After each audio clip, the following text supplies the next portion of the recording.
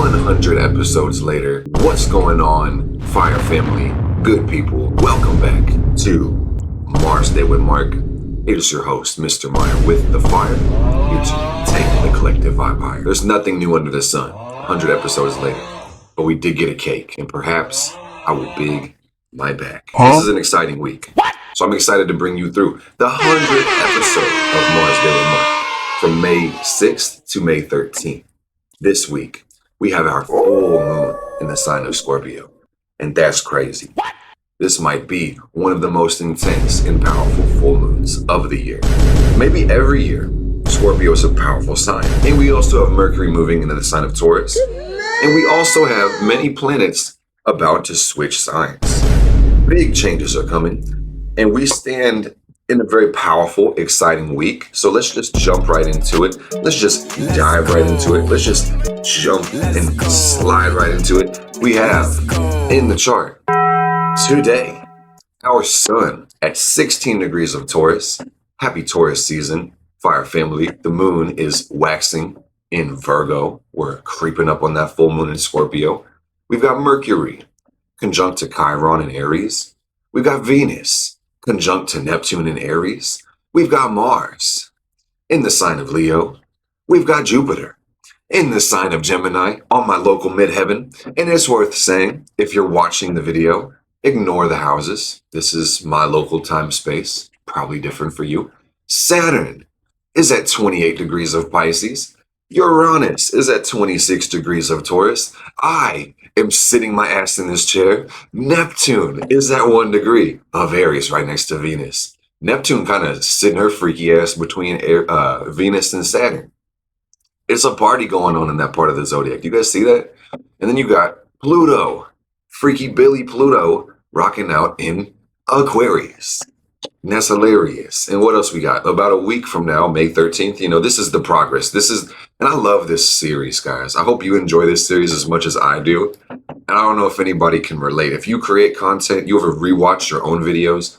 I like to rewatch my video right before I shoot my other video. And I look and I review and I think, did my week really go that way? And it seems to be pretty consistent. And I know sometimes, expectations can create your reality, but I find that this is a helpful series for me because I like to go into a week in advance and see what's going to happen and do my best with the energies and, stay positive. And, when you're an astrologer, Fire family, I know you guys might see this, but like every day becomes a holiday. I know it's our 100th episode of Mars Day with Mark, but there's always something to celebrate. There's always something going on with the moon every day.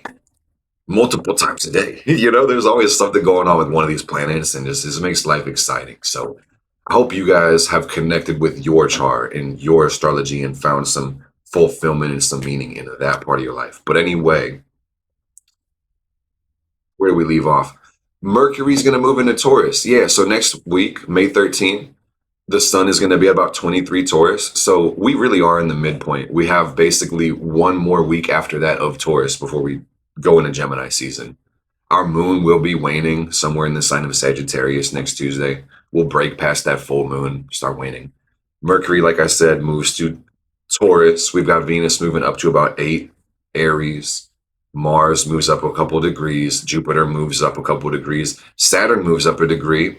And that's the final degree of Pisces, guys. This is what I really want to pay the most attention to beyond that full moon and Taurus energy. But Saturn is going to move signs in really a couple weeks. I'm going to move the chart forward basically 1 week after that on the 20th. We're like halfway through the 29th degree. On the 27th, we make it into Aries, Saturn and Aries. And I want to tell you guys a story right quick that I was doing some cleaning this week. And I'm actually going to be more descriptive. I was taking care of projects and I was trying to tie up loose ends and things I had in my mind. So there are some magic books that I have read previously that have certain exercises, and I wanted to go through the books and write down the exercises on flashcards and make myself a deck. Okay. So anyway, I'm going through my books, and I'm sure some of you guys know how you put random things in books sometimes to use as a bookmark. And in one of these books, I threw it away. I wish I would have kept it because I was just in cleaning mode, but I found a printout of a chart. And this chart was dated. It was my chart. It was a transit chart, my natal chart with the transits outside of it that I printed out, probably to put on my altar and pull tarot cards in front of and connect with and see my transits and such. So 2021. So I'm actually going to move the chart. I don't usually do this, but in the chart on the screen, I'm going to move that back to 2021 because it was really interesting where the planets were. And I think it was January because, oh no, it wasn't. It was later because I remember in this chart, Pluto was almost done with Capricorn. You had Saturn in Aquarius. You had Jupiter about to switch signs. But this was back in Saturn and Aquarius. So what I'm trying to show you guys is that Saturn basically will change signs every 2 to 3 years.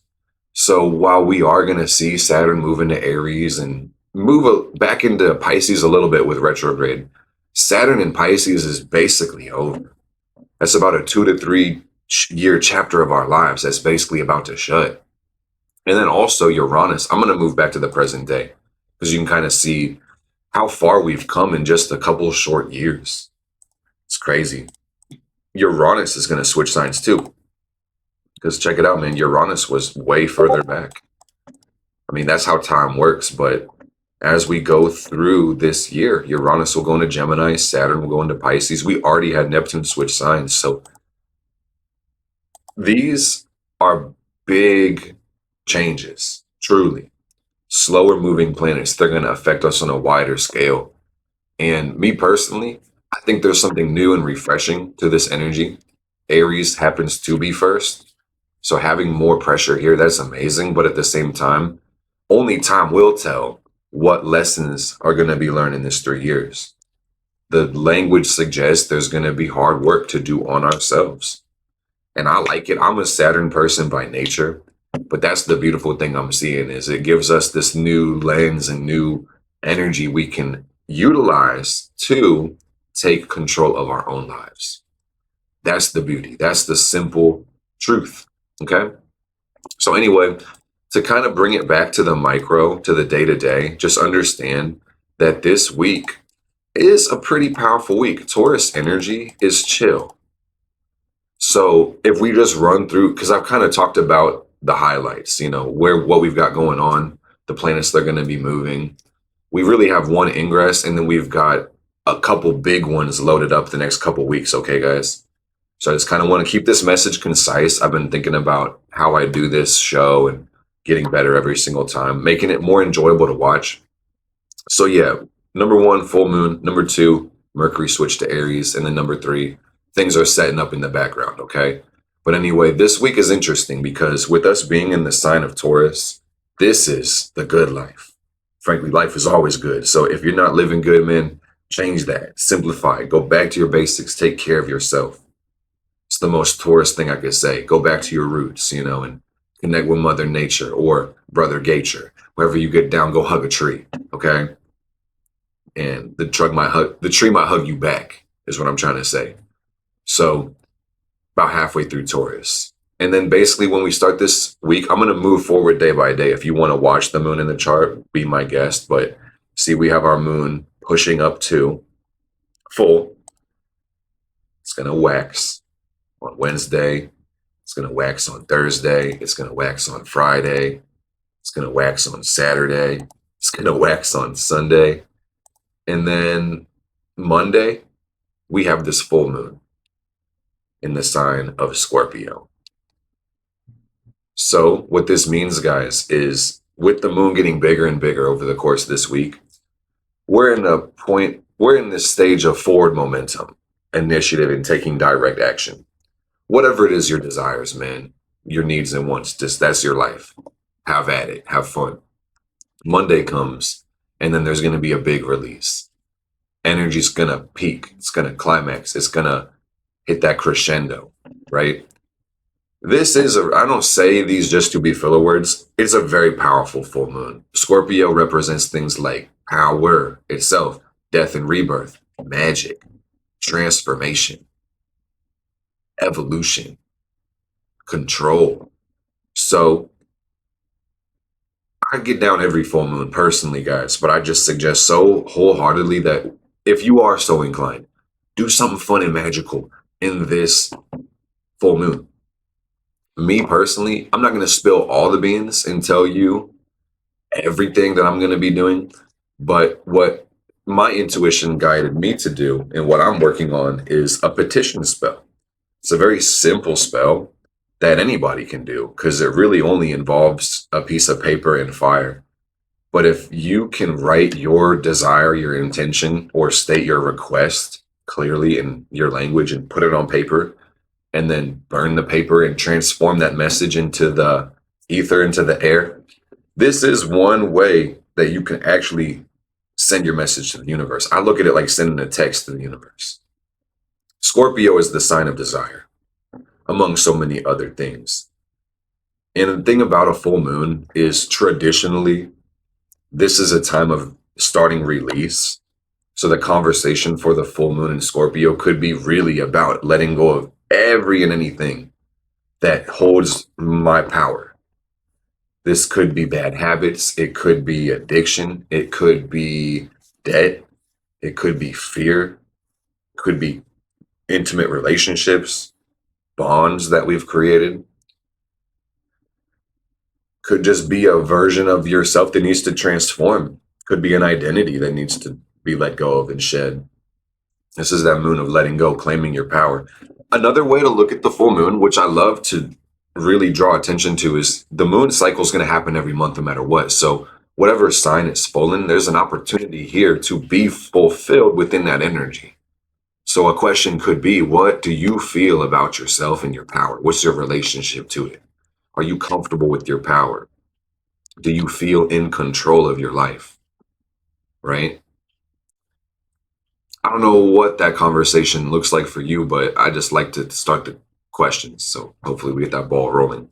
But anyway, cool full moon. I like it. We can go deeper into this later because it does have some interesting aspects, but just understand there's going to be some pressure let on and it's going to let up. And the most important aspect to really look at, and this is not something that I'm really drawing too much attention to this week, guys, because it's going to be something more for next week, but you may notice this aspect.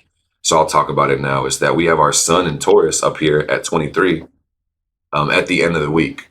Uranus is at 27. So you see the sun is getting closer and closer to Uranus. Next week, the sun is going to cross over Uranus. There's going to be a conjunction. So that also does kind of add a pressure, add a stimulation. All right. And we are going to need to make sure that we have enough movement in this Taurus season to make sure we can blow off this theme, not get too caught up in the tension or the tightness. Okay. The thing about Taurus, which is funny, is I'm gonna kind of jump on that note and bring it back to the present. The Taurus season really is beyond just the goodness of life. It's about simplicity, things being very logical and reasonable and stable. You may even prefer the word slow. This might be how you want to go with the flow. Just take it easy. Taurus energy.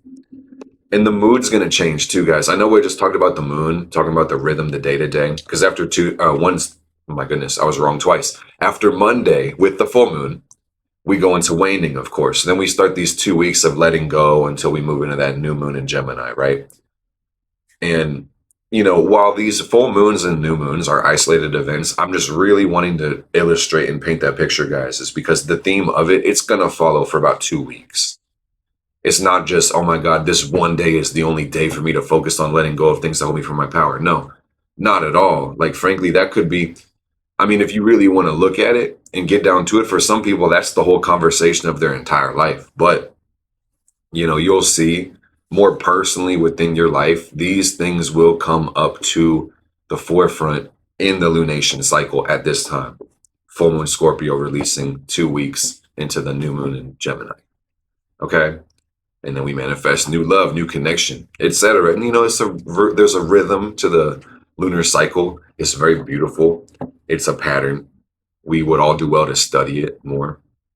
Anyway, next we have Taurus Mercury on Saturday. Well, I think it's actually Friday, if I'm not mistaken. Friday. It depends on your time zone, really. But this weekend, we have Mercury sliding its ass into Taurus, guys. And that changes the mentality, changes the mindset. It's going to be Saturday in my time zone, but either way it goes, slow and steady wins the race. We find a steadfast pace. We can get there and have a good time at the same time. And that's what I like to see. So one thing that I think is really cool, and I want to say before I say that, the further you go from the sun, the less personal planets are going to play out. But when it comes to Mercury aspects, this is something close enough. It's worth me talking about. You may see this in your personal life. You know, your focus is going to tighten a lot over the course of this week. Because what we have, and this is more towards next week, this is Monday on that full moon. Are we kidding? No, it's on the full moon. We have Mercury square to Pluto. It's a powerful aspect. I was born with Mercury square Pluto. I like this part of my chart, man. This is gonna, Mercury, which is the mind, is gonna be given a lot of power by Pluto. And the square is intense. Let me tell you, it's a lot to take in. But the thing about a Mercury aspect, it is fast at the same time. So let me just go forward one day. Then you got Mercury going up to 5 degrees, breaking out that square, separating it. So again, this is overlapping the full moon that we get this week too. So I really think that this is going to bring some intense clarity with the depth it adds to our perception. But at the same time, you do need to watch out with this energy that you don't think too motherfucking deep and go too far, be paranoid, or let the fanatical, obsessive part of your mind take over your thoughts and perceptions. Because your fear can grip the wheel and take you on a joyride, if you're not careful enough. But at the same time, there are certain intuitive and internal things that can be confirmed to you that you may not know how to really express or communicate or validate. And sometimes you just got to go with what your body says too. So there is that dimension of it as well. Pluto is a very healing planet too. People don't talk enough about that. So I see with this being, again, the Mercury-Pluto square on top of the full moon, this could be a really healing full moon. Because I want to add why I'm even bringing this one up on top of the breakdown is because this one is wrapped up in the full moon. So while this is another one of those isolated aspects that's really going to start breaking down the next day, because it happens in the full moon, guys, it's actually going to carry over the next couple weeks. And frankly, you could say it carries out into eternity because that's how cause and effect really works. But practically speaking, this one's going to play out for about the next month, that full moon cycle, more so 2 weeks. But anyway, pay attention to that Mercury-Pluto square and pay attention to that more obsessive and compulsive part of your mind. And I encourage people to remember the power is in the mind. Okay. It's not what you see, it's how you see things. And take control over your conversation with yourself because life is crazy, man. I don't know what you're going through on the other side of the screen, but ultimately it doesn't really have any meaning besides the meaning that you give it. Okay. So to be very blunt, choose a powerful meaning for your life. Okay. That's my message from my Mercury square Pluto. Anyway, let's hit the rest of these planets. We'll go full circle and we'll send you guys on your way. We've got Venus in Aries. It's self-love. It's about taking care of you, putting yourself first. It's this bold and assertive way of living your life. Passion, intensity. Venus gets down with love and money. And we also have Venus making a trine to Mars. So I said sparks flying. I'm going to say that twice. It's like this is a very exciting and passionate week. Mars in the sign of Leo and Venus in the sign of Aries. These two go hand in hand because Mars rules over Venus in Aries. Okay. This looks like a lot of creative energy.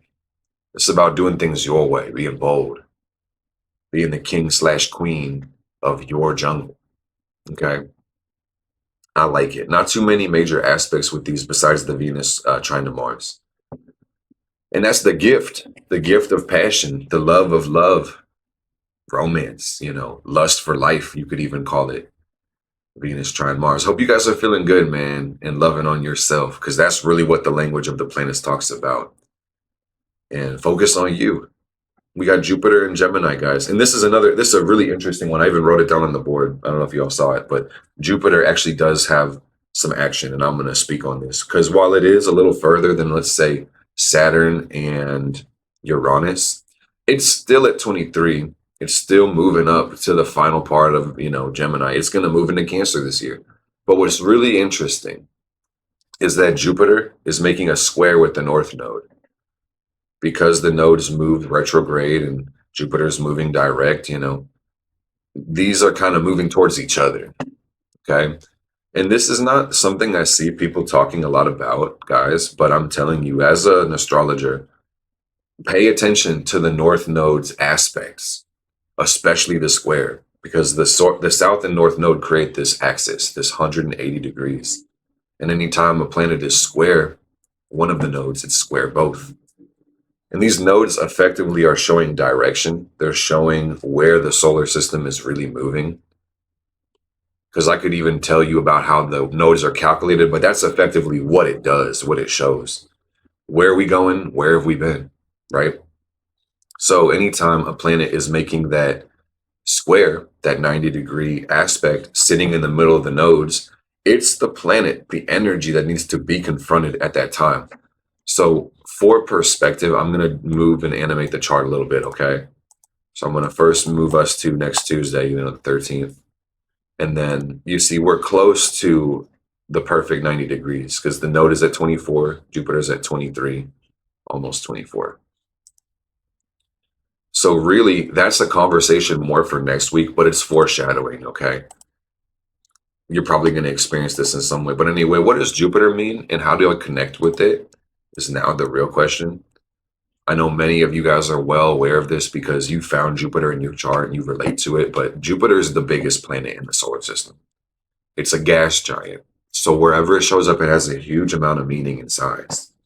In your chart, it really shows the part of you that you feel the most confident about, what your gift really is, where you receive help from the cosmos and the universe. And Jupiter in transit, and these two are going to interrelate. I want to make this very clear. Basically, every planet works this way too, is that your natal planet and the moving, transiting planet, they're the same planet, quite literally, but the relationship between those, that is the transit chart, okay? And the transiting Jupiter is going to really show all of us how we're growing, how we're learning, how the world is moving forward too in some way, especially in the case with Jupiter. And Jupiter says a lot about faith, the meanings we put in life, the reasoning we have, how we give, where our optimism comes from, okay? But a really good word for this planet is our reasoning function. And I know Jupiter and Mercury kind of go hand in hand. So to make this even more succinct, and this is the weird thing about Jupiter and Gemini, because Mercury rules Gemini.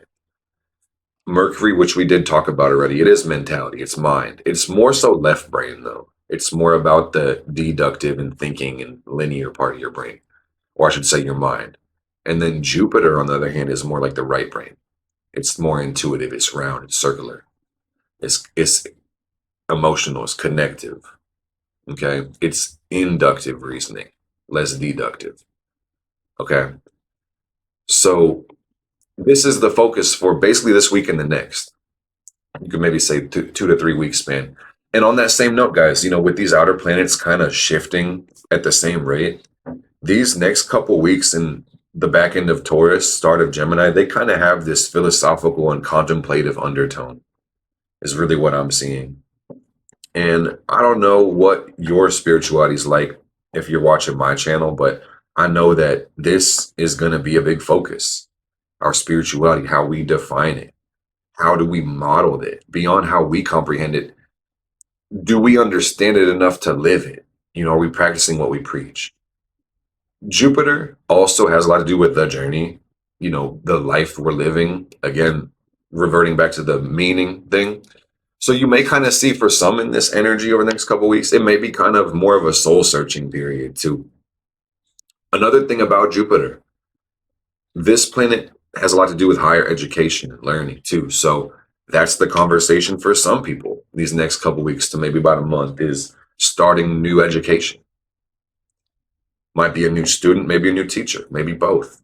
There's a lot of ways this could play out. Maybe it's travel, seeing new horizons, getting out of your community, seeing a whole different country, foreign language, foreign lands.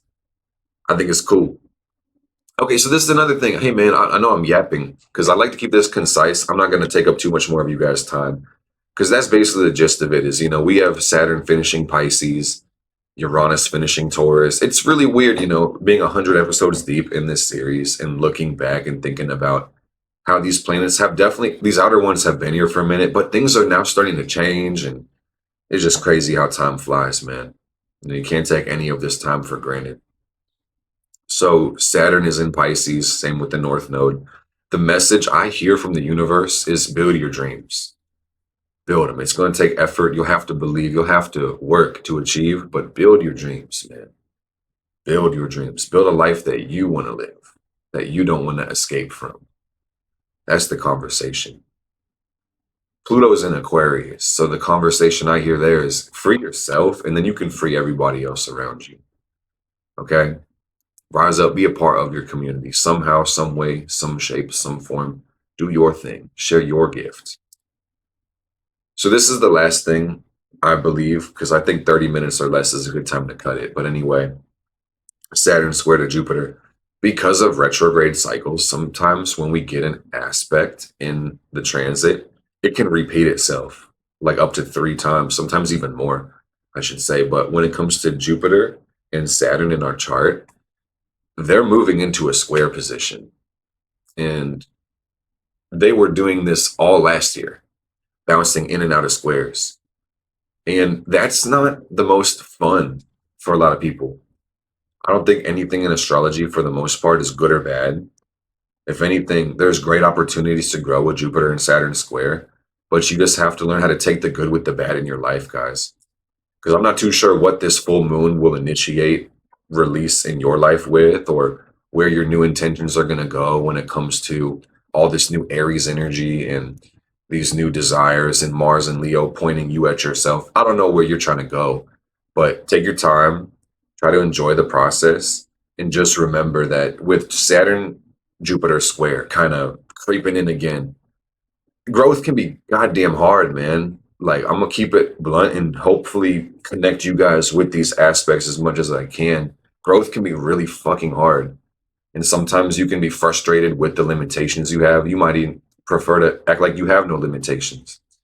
So it's worth striving for balance when it comes to that Jupiter, which is the confidence, the growth, the adventure, the recklessness, and then the Saturn, which is the practicality, the reasoning, and the structuring and the discipline. You don't want to be too overly cautious or too overly reckless. If we can find a balance between there and just know what limits need to be extended and try to find joy in the process. Because really the structure can set you free, but oftentimes temporarily it feels like a lack of freedom when you're putting in the sacrifices to really build your long-term dreams, okay? So yeah, I just love you guys so much. I can't thank you enough for watching this, taking the time to interact with these videos and be part of the community Fire family. Take time to see yourself as a star. Know that you are the universe. These planets exist and you have access to these energies, and do with that what you will. So if you enjoyed this video, do consider leaving a like, comment. You can share this with 100 friends, because this episode 100 or 101 friends. I'll see you guys on the other side. Take care of yourself. Be well. I'll see you next time on 101. Peace.